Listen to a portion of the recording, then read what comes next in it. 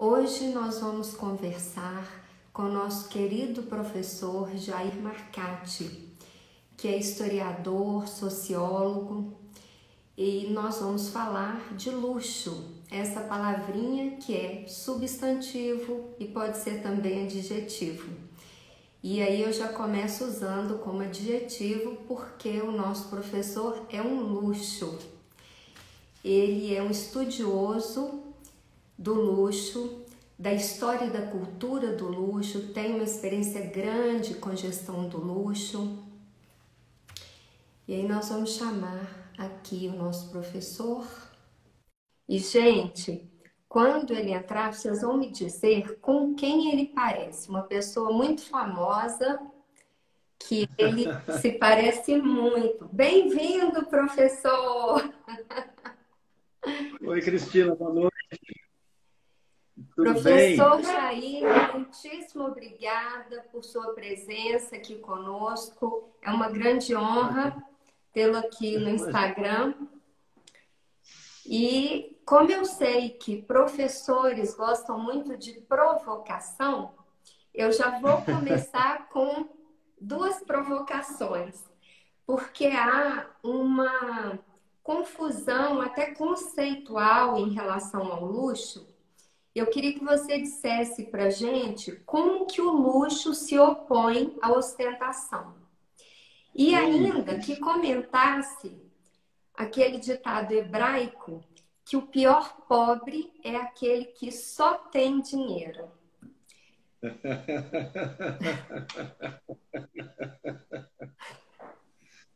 muito bem.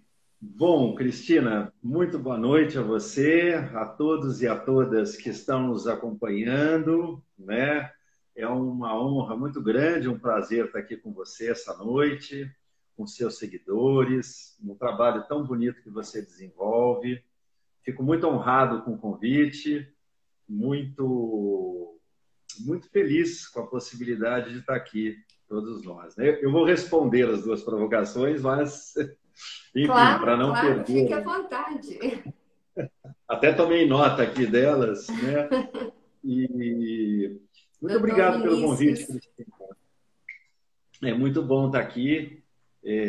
Obrigado. Mais uma oportunidade da gente falar sobre esse tema tão controverso, né? Às vezes que causa mais complicações do que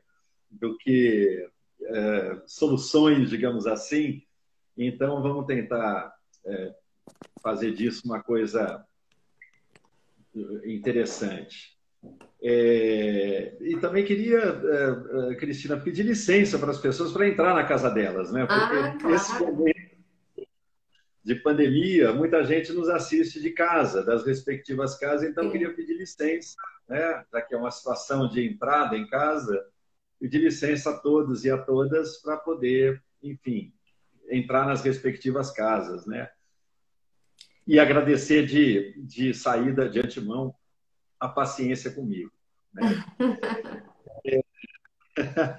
Você, Cristina, conforme a gente combinou agora há pouco, fique à vontade para, conforme vão chegando as considerações, de você poder, enfim, parar a coisa toda, né?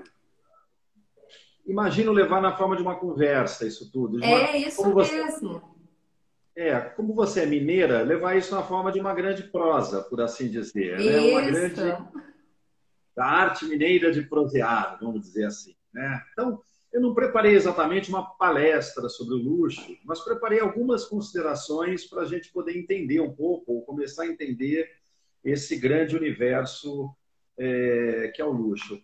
Bom, são muitos anos trabalhando com esse tema, né, Cristina? Muitos anos estudando isso, embora o luxo, essa é uma primeira questão interessante. O luxo ele é um grande tema, mas muito pouco estudado academicamente. Há poucas coisas sobre luxo, na verdade, do ponto de vista de produção acadêmica, em todas as áreas que ele envolve. Há poucas coisas sobre a história do luxo, há poucas coisas sobre a sociologia do luxo, há poucas coisas sobre antropologia do luxo, há poucas coisas sobre economia do luxo, e há poucas coisas também, por incrível que pareça, sobre o marketing de luxo, digamos assim, né?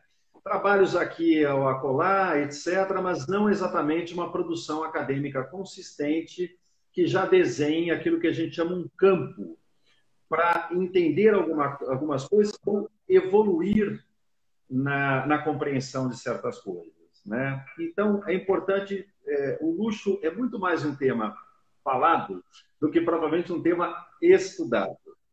O que causa alguns problemas, inclusive, né? Porque, afinal de contas, então, o que é esse universo chamado de luxo? Você abre com duas frases muito interessantes. Um ditado hebraico muito antigo que diz que o pior tipo de pobre é aquele que só tem dinheiro, né? E me pede também para falar um pouco sobre as diferenças e proximidades entre luxo e ostentação. Isso é muito bacana, muito legal, Cristina. Então, bom, abordarei o luxo, então, dentro das poucas habilidades, das modestas habilidades que eu tenho, que é uma aproximação com esse tema pelo caminho da história e pelo caminho da sociologia, vamos dizer assim, né? Eu acho importante na apresentação dizer que eu trabalhei muito tempo com esse tema como professor da FAAP em São Paulo, Fundação Armando Álvares de Penteado, que teve durante um tempo grande um pós-graduação, um MBA, na área de gestão do luxo, e tive a honra, a oportunidade de atuar nesse programa durante algum tempo, e mesmo na ESPM, Escola Superior de Propaganda e Marketing, eu desenvolvi lá uma série de atividades em nível de extensão, em nível de pesquisa, tendo sempre o luxo como objeto. Então, enfim, vou trazer um pouco essas contribuições. Depois, como você colocou na apresentação, eu acabei participando de muitas palestras ligadas às marcas de luxo, às grifes de luxo. Treinei funcionários, treinei gerentes, participei de programas de treinamento de diretores, inclusive. Fiz parte de processos seletivos para gestores e executivos da área de luxo. Então, tem uma experiência interessante para trazer aqui para todas e para todos que estão nos acompanhando. Eu acho que, de saída, seria interessante, Cristina, resolver duas equações desse universo para a gente chegar nas duas questões que você está me propondo. Primeiro é o seguinte: luxo é maior que moda. Eu acho importante deixar isso claro para todo mundo que nos acompanha. Luxo, a moda, de uma certa maneira, faz parte do mundo do luxo, mas o luxo é muito maior do que o mundo da moda. Eu acho isso uma coisa importante. Se houver interesse ou perguntas nessa direção, a gente pode fazer um caminho. O que eu estou querendo dizer com isso, né? Discutir luxo não é só discutir moda. O luxo é muito maior do que a moda. Segunda coisa que eu queria pontuar é o seguinte: a gente não pode reduzir o luxo, Cristina e todos os ouvintes que estão nos acompanhando, os espectadores, a gente não pode reduzir o luxo a uma discussão, a uma crônica da vida dos ricos. Isso é um empobrecimento do debate. Discutir luxo, debater luxo, não é fazer uma crônica de como vivem os ricos, né? Suas extravagâncias, seus estilos e seus gostos. Não é isso. Luxo é uma coisa diferente de fazer uma crônica da vida dos ricos. Isso é chamado de bisbilhotice, na minha linguagem. Uma coisa completamente deselegante. Discutir luxo é outra coisa. E, finalmente, um terceiro ponto que eu acho interessante é dizer o seguinte: luxo, Cristina, é um conjunto aberto, que envolve alguns elementos para poder constituí-lo enquanto tal. Então, o luxo precisa de certas coisas para que ele se torne luxo. O luxo precisa de elegância, o luxo precisa de estilo, o luxo precisa de senso estético, o luxo precisa de bom gosto, o luxo precisa de história e o luxo precisa de cultura. Esses 5 elementos podem constituir alguma coisa como sendo alguma coisa de luxo, ou podem indicar um determinado comportamento como sendo um comportamento de luxo, ou indicar um determinado serviço como sendo um serviço de luxo. Daí vem aquele resultado daquela equação, né? Que é o repertório, se Repertório e você quiser. educação. Sim. Repertório e educação. Isso, que é o repertório. Eu vou até escrever essas coisas, Cristina, que é o repertório e que é a educação. Então, ele precisa de elegância, ele precisa de senso estético, ele precisa de estilo, ele precisa de bom gosto, ele precisa de história, ele precisa de cultura, portanto, precisa de repertório e de educação. Sem esses elementos, o luxo não se faz. O que nos permite resolver uma equação muito interessante de uma expressão que você gosta muito, que é a seguinte: o preço, o valor das coisas, é um elemento do mundo do luxo, mas de maneira nenhuma é o elemento mais importante, nem o essencial, nem o definidor. Ou seja, todo produto de luxo é um produto caro. E mais para frente explico por quê. Mas nem todo produto caro é um produto de luxo. Sem Se dúvida. isso for entendido essa noite, eu já me dou por satisfeito, eu já estou resolvido com a minha equação. Já ficou uma contribuição grande para as pessoas. Repetindo. Professor, tem uma pessoa Oi. aqui que já deu um exemplo do que é luxo. Diga. Quer saber qual que é o exemplo? Falou que o professor Marcati é um luxo. Eu fico sem jeito, Cristina, com essas coisas. Eu fico muito sem jeito com essas coisas. Eu já falei com elas que eu ia contar um segredo, que o professor Jair parece uma pessoa muito famosa. Estou esperando aqui nos comentários com quem que ele parece. Eu não vou nem falar. Pareço muito com meu pai, Cristina Gontijo. Eu sou a versão igualzinha ao meu pai. Mas vamos lá, foi só uma brincadeira. Imagina. Muito bem-vinda. Então é isso, quer dizer, o luxo, para se fazer luxo, ele precisa de alguns elementos que o constituem para muito além do preço, Cristina, né? Então, resolvendo novamente a equação, todo produto de luxo é um produto caro. Mas nem todo produto caro é um produto de luxo. Porque, além do preço, a gente precisa incorporar, não só como valor agregado, mas incorporar diretamente no fazer do luxo. Precisamos incorporar história, cultura, repertório, estilo, elegância, bom gosto e senso estético. Isso, então, faz do luxo o luxo. O interessante de trazer para todo mundo isso é porque, assim, quando a gente desloca essa discussão do luxo só para as marcas, só para as grifes, elas perdem a força, que é importante o mundo do luxo recuperar. Porque grande parte dessas marcas que a gente tem no nosso imaginário, com todo o glamour e toda a força simbólica que a cerca, a imensa maioria dessas marcas, ou a totalidade delas, eu poderia dizer, foram criações de pessoas, ou seja, grande parte dessas marcas tem o nome dos seus criadores. O Givenchy foi uma pessoa chamada Hubert Givenchy, o Saint Laurent foi uma pessoa chamada Yves Saint Laurent, a Chanel foi uma pessoa chamada Chanel, o Louis Vuitton foi uma pessoa chamada Louis Vuitton e por aí vai. Todas essas marcas trazem o nome dos seus criadores. O interessante disso tudo, Cristina, é que esses criadores, quando criaram essas marcas, eles não criaram como sendo algo de luxo. Aí é que está. Aí é que está a coisa. Esses criadores criaram as suas marcas em busca do que se chama de os produtos perfeitos. O que fez o Vuitton fazer suas malas e depois suas bolsas, o que fez o Sr. Rolls e o Sr. Royce fazerem os carros Rolls Royce, o que fez o Sr. Enzo Ferrari construir os carros Ferrari, o que fez o Sr. Cartier montar a sua joalheria Cartier, o que fez o senhor Hermès fazer os seus lenços, originalmente celas para montaria de cavalo e mais para frente os seus selos, não foi que essas pessoas acordaram um dia e falaram assim: eu vou criar um produto para gente muito rica do mundo inteiro comprar. Não é assim que motivou essas criações. É muito importante a gente investigar a história como as coisas foram feitas, né? A história os caminhos que a história nos traça, vamos dizer assim, as estradas e por onde elas circulam, nos informam muitas coisas, nos permitem entender, na verdade, não só um produto, mas um universo e um contexto. Todos esses criadores estavam atrás do que se chama de um produto perfeito. O Louis Vuitton, quando resolveu fazer suas malas, lá na metade do século XIX, grande parte dessas marcas de luxo foram criadas no século XIX, ele estava atrás, Cristina, de criar uma mala perfeita.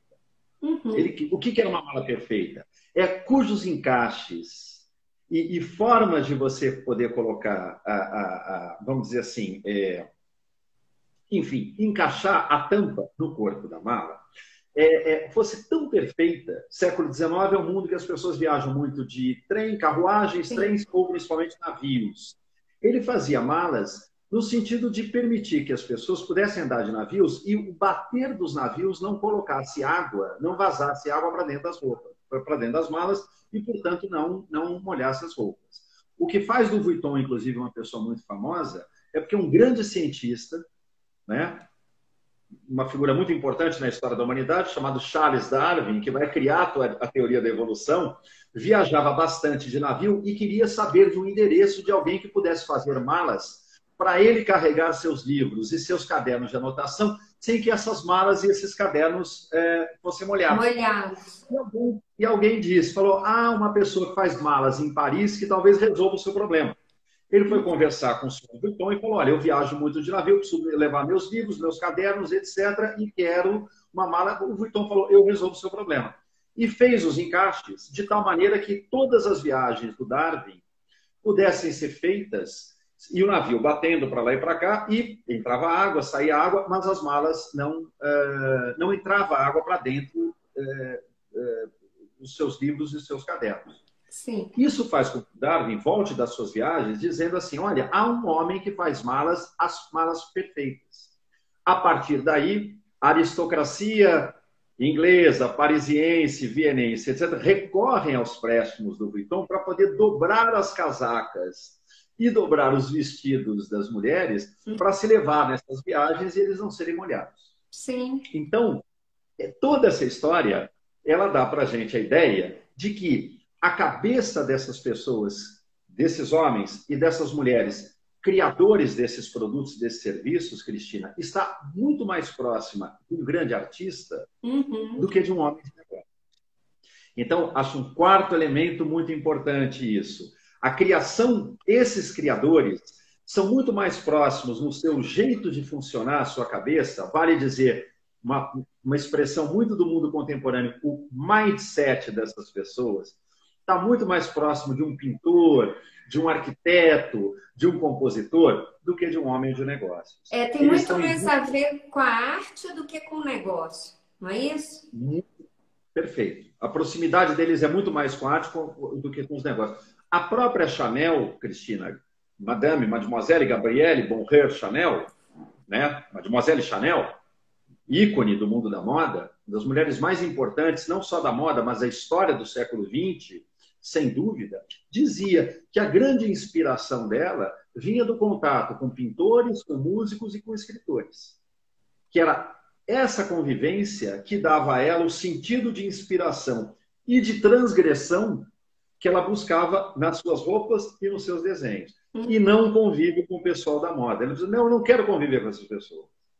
Eu quero conviver com escritores, com músicos e com pintores, porque o que eu preciso, esses artistas me dão.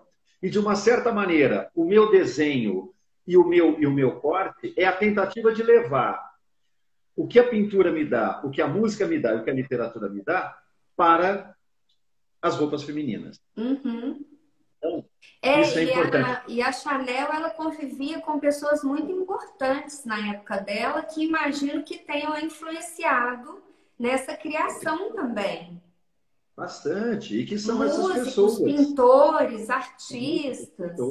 Isso. Cristina, há 2 filmes interessantes aí que a gente acessa com muita facilidade, contando um pouco essa história da Chanel. Um chama-se Coco Antes de Chanel, que conta toda a história da Chanel até a sua fama, e exatamente quando ela fica famosa o filme para.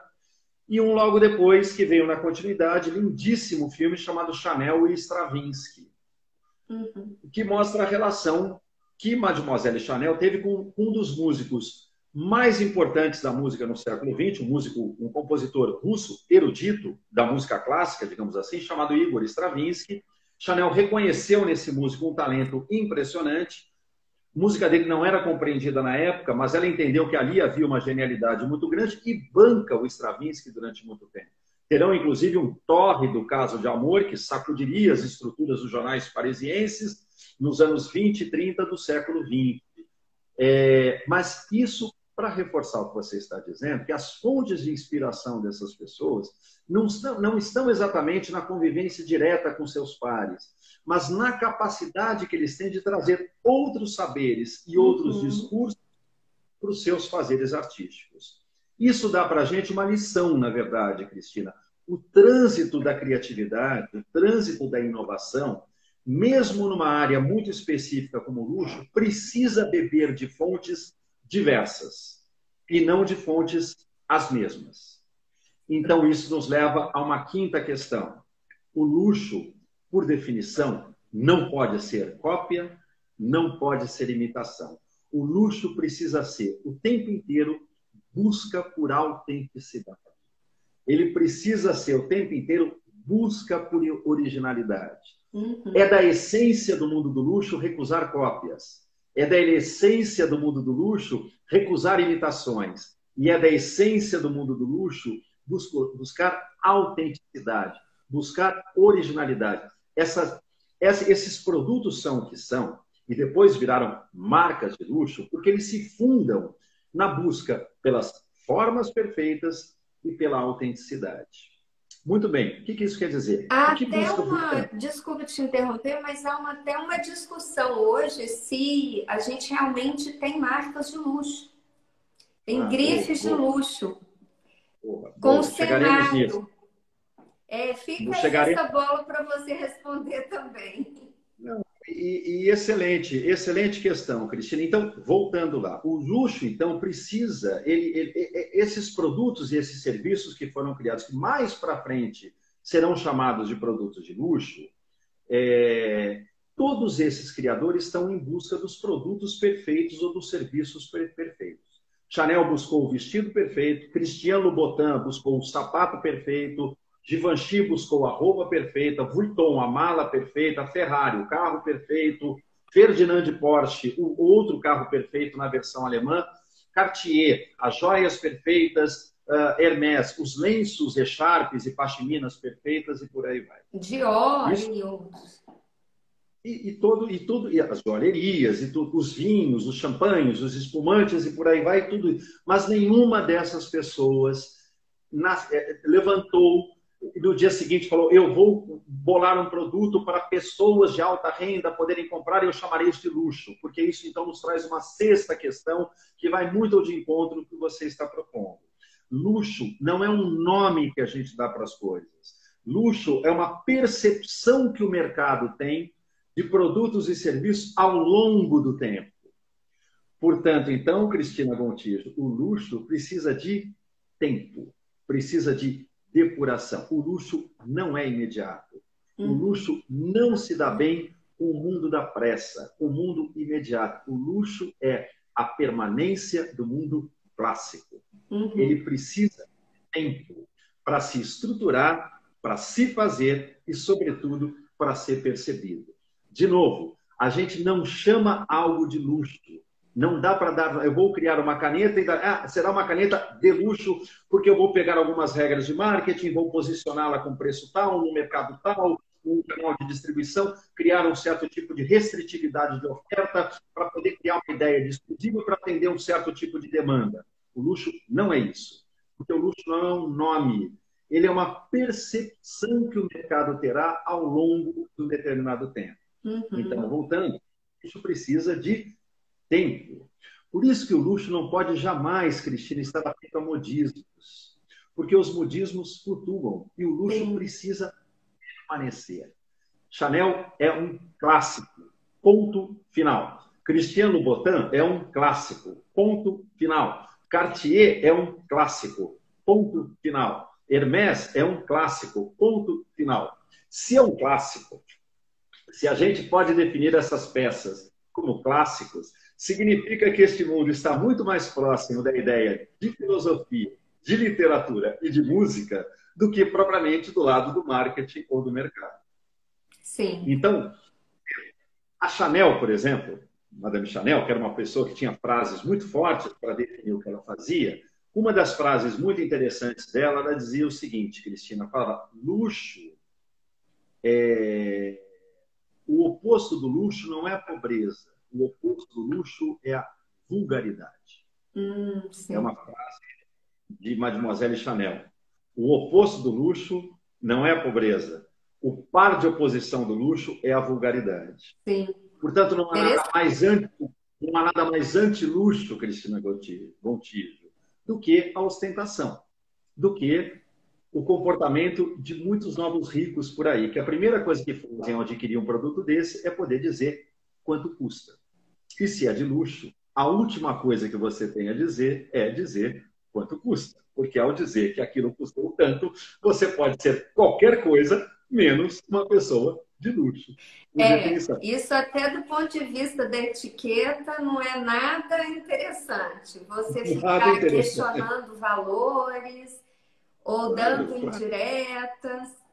Dando indireta, exatamente. Ou pior ainda, tentando passar a perna nas pessoas, dizendo que você comprou uma bolsa da Vuitton numa promoção, não sei aonde, muito parecida, porque é feito lá no interior da China, não sei por quem, que acaba acontecendo isso. Enfim, aí já não estamos mais no mundo do luxo, nós estamos no mundo da ostentação. Nós estamos Uhum, no mundo do exibicionismo. E o luxo, por ser luxo, ele é o oposto desse mundo. O luxo não se exibe. O luxo ele tem uma aparição discreta que permite ser percebido, mas nunca ser ostentado. sim. Os grandes hotéis de luxo, as grandes redes de luxo, inclusive, as redes clássicas de luxo, Savoy, Ritz, são os modelos de hotéis que deram origem a toda uma hotelaria de luxo a partir do final do século XIX, tinham no treinamento dos seus corpos de funcionário camareiras, concierges, mordomos, garçons, comins, chefes de salão e maîtres, atendentes e recepcionistas, a ideia permanente de discrição. E lidavam com a ideia de que a máxima eficiência de um serviço tem que estar ligada diretamente à discrição de exercê-lo. Isso é uma regra de ouro criada pelo senhor Charles Ritz, um homem muito importante na história da hotelaria e da hotelaria de luxo, que criou Uhum, toda uma padronagem, um programa de treinamento do que seriam serviços de luxo para a hotelaria. Eficiência com discrição. Portanto, não exibição. Portanto, sim. a ideia do clássico, a ideia do discreto, a ideia daquilo que não se mostra, mas aquilo que se sugere e que é percebido com muita sutileza. Em outras palavras, é a velha frase: menos é mais. Se você quiser colocar nessa perspectiva, a própria Chanel dizia dessa maneira. Mais uma frase da Chanel. A verdadeira chave do luxo está na simplicidade. É uma Uhum, outra frase da Chanel. A chave do luxo não está na exibição, está na simplicidade. Nesse sentido, uhum, reiterando a frase que você acaba de trazer, menos é mais. O sim. luxo está ligado ao charme, Cristina, ao discreto, ao charme, à insinuação, à ideia de mistério, e não de ostentação permanente, de exibição plena. Ao contrário, aquilo que se insinua, mas que não se mostra. Aquilo Sim. que se sutilmente coloca, mas não se apresenta por inteiro. Aquilo que se deixa perceber sem ter que se exibir. Esses são os elementos, as estratégias pelas quais tudo que a gente chama de mundo do luxo se apresenta para as pessoas. Seja uma caneta, seja uma blusa, uma camisa, um vestido, um carro, um automóvel, etc. Essa é a essência verdadeira do mundo do luxo. Eu vejo uma confusão um pouco grande das pessoas no sentido de ter. Então, assim, o ter muito é completamente diferente do ter as coisas certas, de ter o bom, o suficiente, mas que o que você tem, ele tem que ser realmente muito bom para ser considerado de luxo. Mas hoje as pessoas, muitas vezes, elas querem a quantidade. Isso Eu estou vale até notando para a mesa. isso, Porque vale. como eu dou algumas aulas e nelas mesa posta, tem um tal de colocar guardanapo duplo, suplá duplo, uma série de coisas em cima da mesa e que não vão ser usados, que é a regra número 1 de etiqueta. Se você não deve colocar aquilo que não vai usar, então a pessoa está colocando para quê? Que é Claro, exatamente claro, o oposto do luxo. claro, claro, claro. Discrição, menos é mais, coisas que só se sugerem, ausência de poluição. Em termos estéticos, e mesa posta é um grande exercício estético, assim como comportamento e atitude, que a gente pode chamar de etiqueta, também é um grande exercício estético, Porque gestos e posturas não deixam de ser linguagens não verbais. Então, a gente pode entender também um grande exercício estético, um grande exercício de estilo, a poluição é mal vista nesses elementos. Então, uma mesa poluída, um comportamento exagerado, um comportamento poluído, pode ser qualquer coisa, Cristina Gontijo, menos uma mesa de luxo, menos um comportamento de luxo.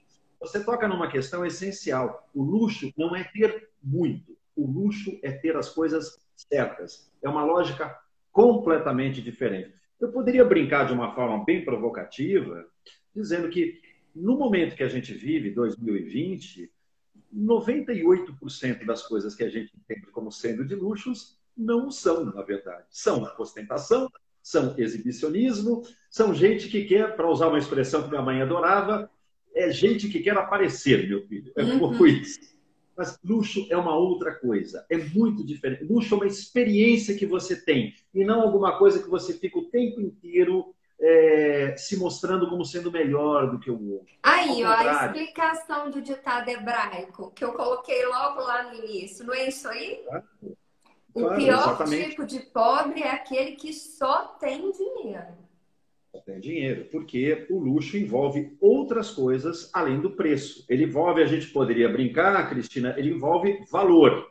Valor que vem de educação, postura, cultura, repertório, história, estilo, elegância e senso estético. Portanto, com bom gosto. É fundamental que o luxo não seja só a reforma de uma casa, não seja só o projeto de uma construção de uma grande mansão, ou quadros ou obras de arte muito caras que eu coloco, sem ter a menor ideia do significado que tudo aquilo representa. Às vezes o luxo está em outra coisa, uma pequena peça de artesanato que traz uma história de um povo, de uma comunidade muito grande, que faça sentido, que cruze com os sentidos da história daquela pessoa que está comprando.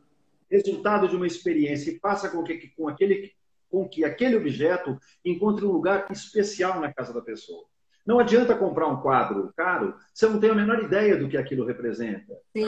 O luxo fazer sentido para a pessoa que está possuindo aquele objeto, aquele elemento decorativo. Senão não tem sentido, senão vira ostentação.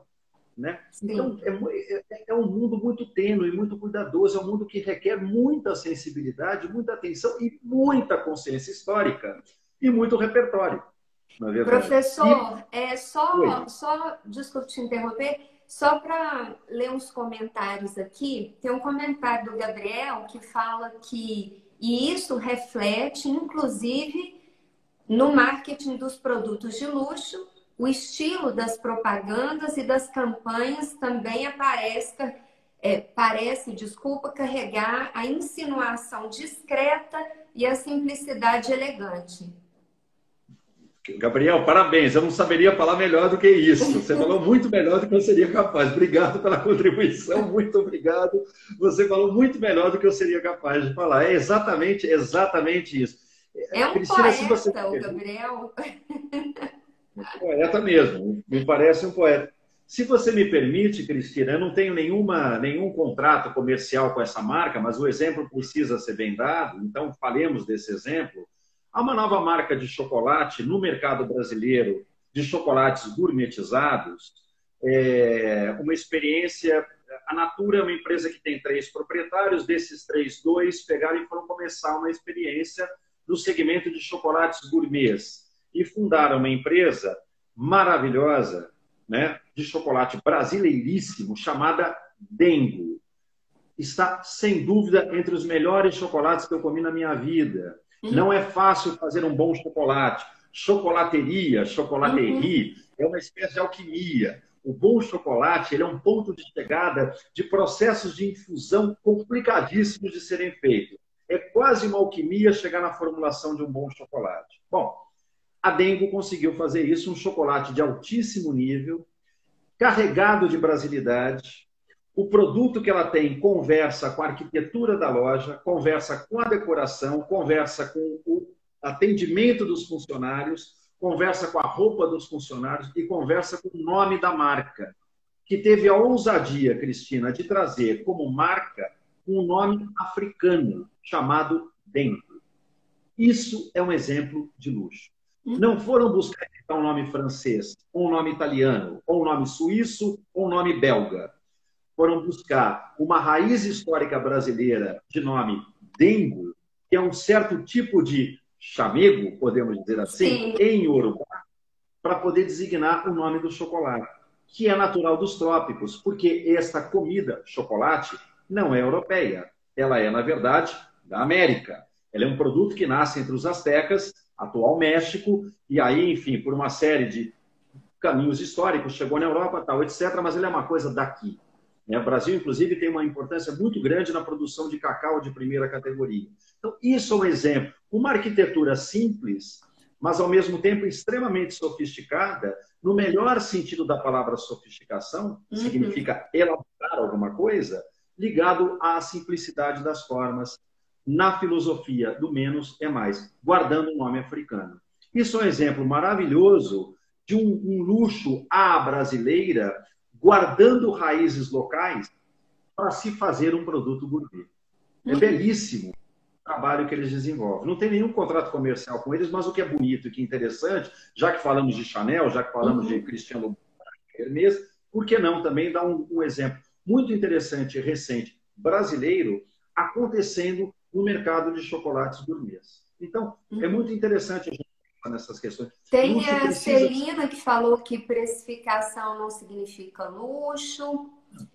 Aí tem Isso. uma série de pessoas que falaram que você parece com Richard Gere, mas isso não tem a ver com luxo, é só uma brincadeira. Ouvi o professor Jair, é muito luxo. Isso aí eu já tinha falado, várias pessoas falaram isso aqui. Pessoal, podem ir mandando seus comentários e perguntas enquanto o professor continua. Vamos lá, professor. Desculpe a interrupção, mas é só para o pessoal participar. Fique à vontade, Cristina. Espero não estar decepcionando você, né? Nem quem está nos acompanhando. Espero, de alguma maneira, estar conseguindo aqui trazer essas questões.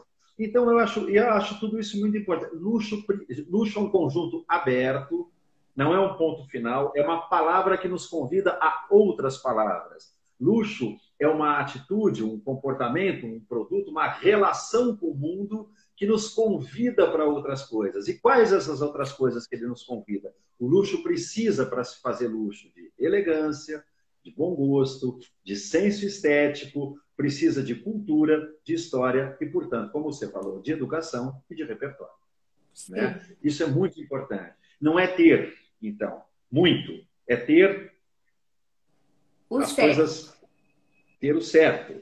Não é se entupir de objetos, mas ser os objetos que fazem sentido para o meu corpo, para a minha idade, para o meu contexto, para a minha casa, para os meus sentidos de vida, ou, para usar uma palavra muito contemporânea, para os meus propósitos. O luxo não pode ser ele tem que me proporcionar o propósito, ele não pode artificializar o meu propósito. Ele tem que ser uma consequência natural daquilo que eu entendo que é a minha vida. E fazer sentido na escolha dos objetos. A palavra elegância, Cristina, a palavra elegância tão usada hoje em dia, a palavra elegância, ela significa, a sua raiz etimológica é elegiare, que é a mesma raiz da palavra inteligência, que significa inteligiare. Elegiare, de onde vem elegância, significa eleger. Portanto, o elegante é aquele que sabe escolher. Elegância não é uma característica da roupa, da vestimenta. Elegância é uma característica do caráter, da atitude que a gente tem com a vida. É o saber, em tudo que me rodeia, eu saber escolher aquilo que faz sentido para mim. Essa escolha, essa capacidade de escolha, essa possibilidade de escolha que advém do repertório é que faz de alguém elegante. Portanto, que faz de alguém luxuoso. Sim, tem a Silvana que perguntou que outro exemplo de luxo brasileiro o professor poderia dar. Então vamos lá, Vila Lobos, vamos falando. Tem uma que já escreveu Ariano Suassuna. Essa é bom, o Ariano Suassuna. Você sabe, Cristina, eu vou cometer uma inconfidência. Algum tempo atrás, numa palestra promovida por uma dessas grifes estrangeiras importantes em São Paulo, por algum erro da grife, por algum equívoco da grife, eles me convidaram para ser o palestrante, por algum equívoco dele. E tinha lá uns convidados especiais, etc. Uma grife importante, internacional, de matriz francesa, e havia toda uma festa VIP, que é um conceito interessante. Depois eu gostaria de falar sobre isso, né? Essa palavra, essa expressão chamada VIP. Enfim. E aí fiz minha palestra tal.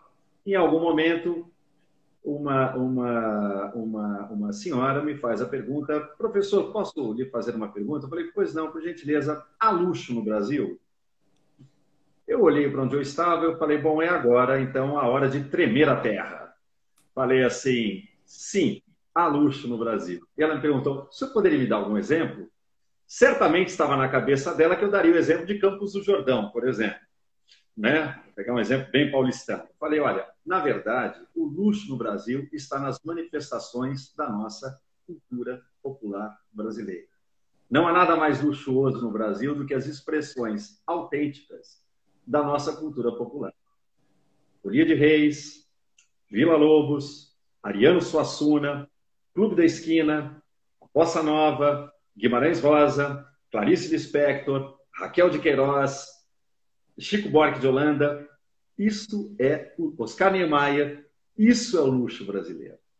Paulo Mendes da Rocha, Isaías Weinfeld, para ficar no campo dos arquitetos, este é o luxo brasileiro. Se o Brasil produziu algo de luxo, sem dúvida nenhuma esse luxo está ligado às nossas raízes populares e às nossas manifestações de cultura popular. Por quê? Porque o luxo se define por isso também, Cristina. Ele precisa de elaboração, refinamento e sofisticação. E a cultura popular brasileira, ela é refinada, sofisticada e elaborada. Ariano Suassuna, Machado de Assis, Guimarães Rosa, Raquel de Queiroz, Lígia Fagundes Telles, Adélia Prado, Clarice Lispector, é gente de luxo. Carlos Drummond de Andrade, para entrar aí no Carlos Drummond de Andrade, Pedro Nava, Mário Quintana e tantos outros, né? Uma história de literatura maravilhosa, com tantos poetas. Minas, inclusive, um território que nos brinda sempre com a fina flor de escritores, né? Parece um estado que é uma usina permanente de gente das letras, né? É uma coisa impressionante, né? Na música e na literatura, na culinária, na comida, na arquitetura, nas artes, no barroco, nas igrejas, na arte sacra, na religiosidade, enfim, tantas manifestações. Isso sim é o verdadeiro luxo brasileiro. Muito do que faz esses artistas brilharem no mundo, eu pego o exemplo de um mineiro muito importante, talvez um dos grandes nomes da moda hoje do Brasil no mundo, que é o genial Ronaldo Fraga, estão diretamente relacionados a olhar para as nossas raízes. Villa-Lobos fez isso, as sandálias havaianas fizeram isso, Ronaldo Fraga faz isso, Ariano Suassuna faz isso, Tom Jobim fez isso. Para dar um outro exemplo de elegância. Olharam para as nossas raízes, pegaram essas raízes, elaboraram essas raízes e criaram alguma coisa que nos colocou como uma originalidade, nos apresentando para o mundo da maneira mais sofisticada possível. Guardadas as devidas proporções, a dengue faz a mesma coisa. Um destino de luxo, a Suíça, sem dúvida. A gente poderia pegar, bom, a Suíça, os Alpes, não há dúvida. Mas assim, a Serra da Mantiqueira, Cristina, não fica nada a ver. Né? Existe, claro, Genebra, mas existe Tiradentes. Para dar um exemplo de Minas Gerais. Quer dizer, sem negar o que a Suíça nos deu, que a França nos deu, que a Itália nos deu, que nos deram coisas lindíssimas e maravilhosas, mas também significa a possibilidade da gente olhar para dentro para buscar a autenticidade. Porque o luxo está ligado a isso, não está ligado à cópia ou à imitação, está ligado à busca por originalidade e autenticidade. E a cultura brasileira nos dá essa possibilidade de ser autênticos e de ser original. Isso é muito interessante. O luxo é uma pesquisa, ele é uma busca e precisa olhar para isso, para elaborar essas formas, para criar formas de apresentação, estéticas de apresentação a partir de elementos de originalidade. Está indo bem, Cristina? Você está gostando? Claro, demais. Não, tá cheio de gente aqui falando oi, amor, e que o professor é sensacional. A Cristiana falou que que não consigo me conter com tanto repertório. Já estou enviando muitos aviãozinhos. Teve uma que passou aqui, eu não peguei. Queria voltar a ser criança para aprender tudo novamente com o professor. Imagina. O nosso querido Edu Zugaib está aqui. Edu, beijo para você. Cristina, alguém citou, eu pude ver aqui, em geral não olho os comentários, peço desculpas, porque senão me desconcentro completamente, né? Então, se eu for olhar os comentários, eu acabo me perdendo, peço desculpas a todas as pessoas por não estar contemplando os comentários. Mas, de relance, pude perceber, alguém trouxe o Aleijadinho para essa conversa. Ah, esse eu Puxa, perdi. falar o que, sim, você tem toda a razão quem escreveu sobre o grande mestre Aleijadinho, é mais um desses exemplos de uma coisa muito nossa, essa arte muito nossa, essa elaboração estética muito original que a gente conseguiu, do qual o Aleijadinho é uma das grandes expressões.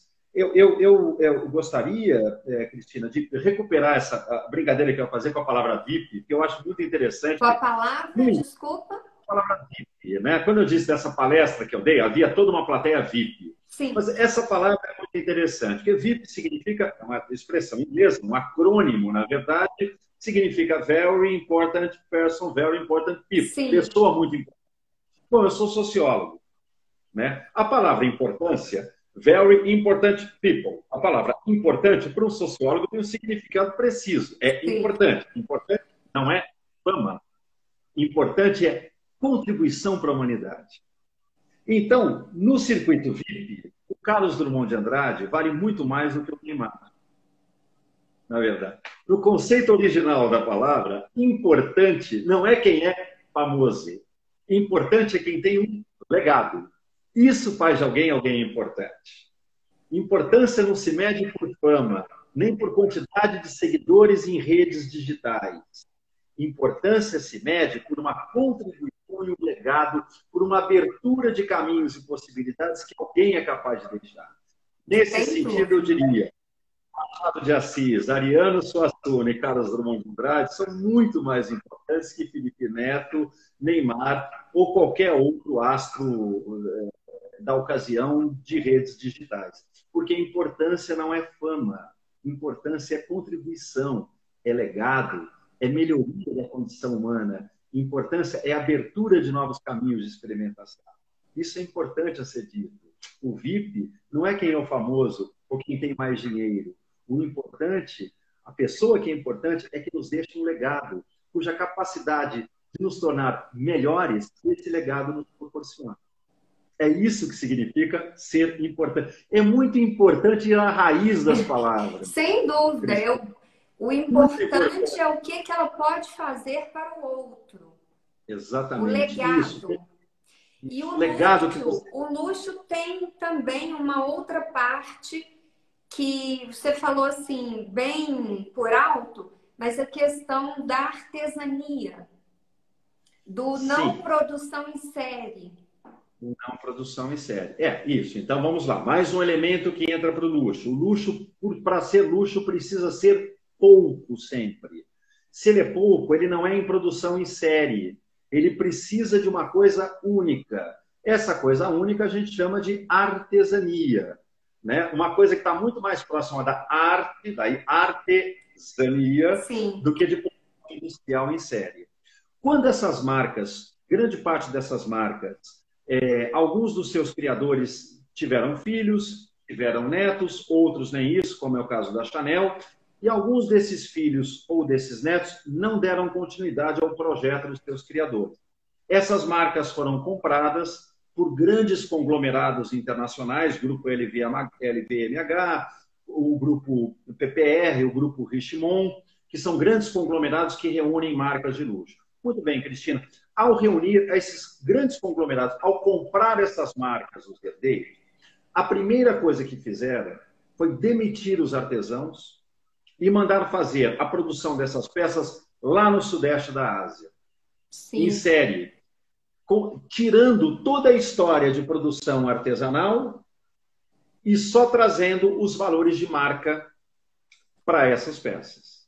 Conclusão, a gente não compra mais artesania, a gente compra um valor de marca cujo significado maior é apenas exibi-la para as pessoas. Sim. Voltando a uma questão que você me colocou logo no início, e você tem toda a razão, é muito possível que daqui a 20, 30, 40 anos a gente não fale mais dessas marcas como marcas de luxo.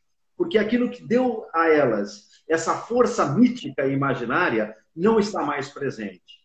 Claro, são marcas que ainda têm muita força. Então, elas permanecerão ainda um tempo no nosso imaginário. Mas tudo aquilo que as constituiu como marcas de luxo não estão mais presentes nos seus fazeres, porque a artesania acabou. Elas ainda conseguem uma inércia, alguma durabilidade, alguma habitação do nosso imaginário, porque é muito poderosa a força dessas marcas, mas elas decaem cada vez mais, e é possível que daqui a 20, 30 anos a gente não fale mais delas como marcas de luxo, mas como marcas quaisquer.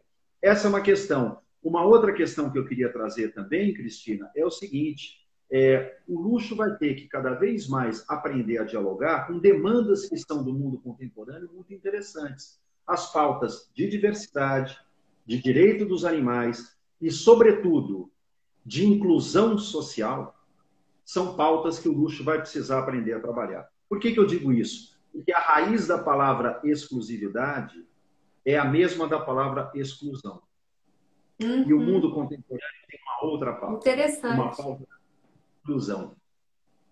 Não se trata mais de só eu tenho. A questão agora se coloca em outro lugar. É o significado que eu dou para aquilo que me rodeia.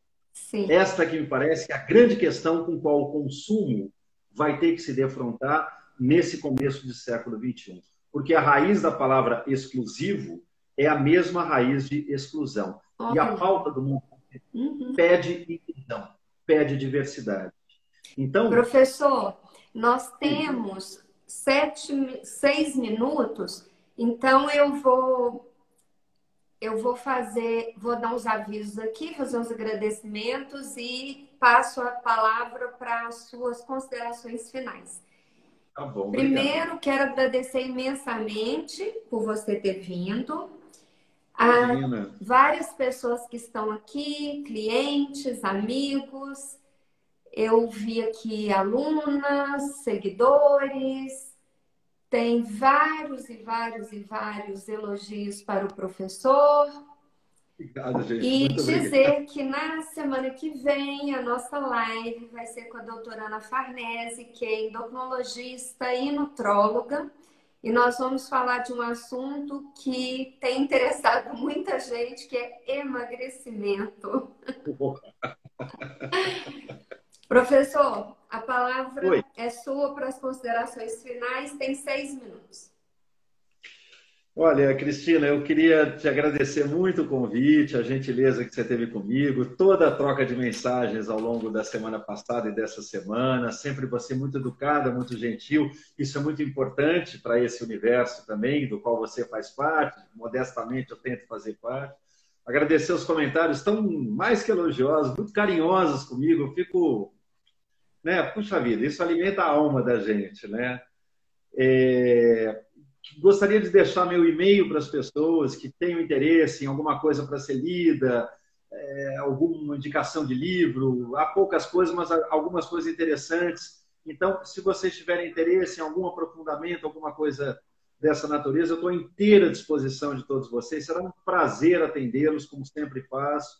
Meu e-mail é muito simples, é jairmarcati@gmail.com, né? jairmarcati@gmail.com. Estou inteira disposição para tudo que precisarem, à disposição, enfim, de aquilo que for possível, dos meus conhecimentos, que são muito pequenos, na verdade. A Celina falou aqui que os campos de lavanda da Serra da Mantiqueira, um luxo para os olhos e o olfato. Maravilhoso. Celina é uma querida. Obrigado, Celina, pela contribuição. Sim, a gente está conseguindo fazer coisas lindíssimas. A produção de azeite aqui em Maria da Fé, uma importante cidade aqui do estado de Minas Gerais, que deu certo com produção de azeite, fazendo azeite de altíssima qualidade, maravilhoso, para e passo, inclusive, com produção de azeite internacional, o mesmo tipo de resultado. Há coisas muito interessantes para a gente olhar aqui mesmo, né? E se o luxo precisa de autenticidade e de originalidade, está na hora, eu acho, Cristina, isso vale para o mundo da mesa posta, isso vale para o mundo da etiqueta e vale principalmente para o mundo do luxo. É a mensagem final. Olhar menos para fora e olhar mais para dentro. Sem entrar num nacionalismo xenófobo barato, claro que não. A França teve um caminho maravilhoso que chegou onde chegou, não foi à toa. A Itália teve um caminho maravilhoso que chegou e não foi à toa. A Inglaterra teve um caminho maravilhoso e não foi à toa. Mas que o Brasil também possa encontrar um caminho para que a gente possa chegar num luxo à brasileira, num estilo à brasileira, numa mesa posta à brasileira e numa etiqueta brasileira. Há tantas riquezas espalhadas por aqui, tantas manifestações maravilhosas, inspiradoras, que servem de elementos lindos para a gente fazer, de fato, uma busca por um luxo brasileiro, por uma etiqueta brasileira, por uma mesa posta brasileira e, por que não, por um estilo brasileiro. É isso que eu gostaria de deixar com questões finais. O luxo precisa disso. Ele precisa de história, ele precisa de cultura, ele precisa de autenticidade. Então, a gente precisa olhar também para as riquezas que nos cercam, para as riquezas do nosso entorno. Ó, a Marina falou aqui que a gente tem que falar mais sobre esse assunto. Sabe o que isso significa? Diga. Que você precisa voltar para estar aqui conosco mais uma vez. Bom, estou inteira disposição, Cristina, inteira disposição. O que você precisar, você conte comigo, você sabe disso. Será um prazer voltar aqui e continuar essa conversa agradabilíssima. Ó, tem gente que está falando aqui que chegou tarde, mas, gente, essa live vai ficar gravada. Assim que terminar, eu vou deixar lá. Por favor, curtam, comentem lá mesmo no post onde vai ficar gravado no IGTV, porque a gente tem um minutinho aqui só com o professor, não deu tempo de ler todos os comentários, mas agradecemos imensamente aos elogios para o professor, que realmente merece muito por esse repertório ímpar. Obrigado pela gentileza, Cristina. Imagina, eu me esforço, enfim, é obrigação do ofício, né? Eu gosto de ler, né? E gosto de estar com as pessoas, então isso é o verdadeiro luxo. Celebrar o encontro humano, né? Celebrar a existência, celebrar a vida. Sobretudo em tempos tão complicados, o verdadeiro luxo é a celebração e a afirmação da vida. Eu entendo dessa maneira. Obrigado. É isso. Obrigada também. Obrigado. Volte sempre, esteja à vontade para nos visitar aqui. As pessoas continuam elogiando aqui. Por favor, podem rever. Quem chegou mais tarde vai estar daqui a 2 minutos lá no IGTV. Combinado? Beijo para todos. Professor, beijo. Grande beijo. Obrigado. Muito obrigada. Obrigado. Eu que agradeço, gente. Até. Boa noite. Boa noite.